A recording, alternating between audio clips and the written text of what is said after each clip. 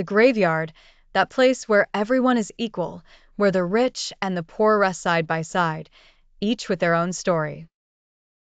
Since the dawn of time, graveyards have been seen as eerie places, despite the fact that their inhabitants lie still and silent.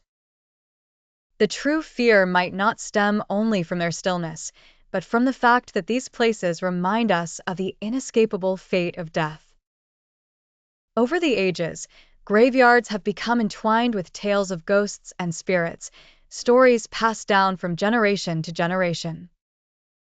The first story is about a young man named Mamdouh who lived in a small village. This village had a large graveyard. One night, as Mamdouh was returning home on his motorcycle at midnight, the streets were deserted.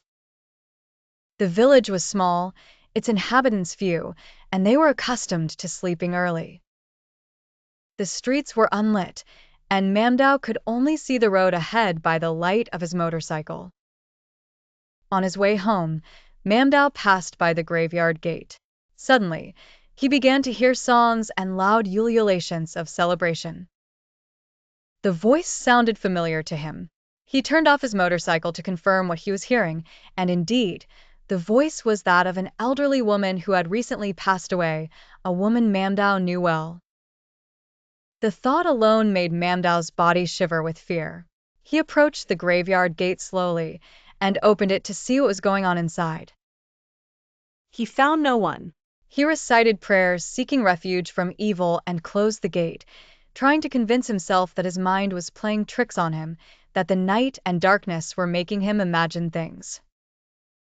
He got back on his motorcycle, but as soon as he started to move away from the graveyard, the same celebratory sounds echoed around him once more. Fear gripped Mamdouh's heart. He knew he couldn't continue his life and sleep peacefully without understanding what was happening, driven by curiosity and fear that would nag at him if left unanswered.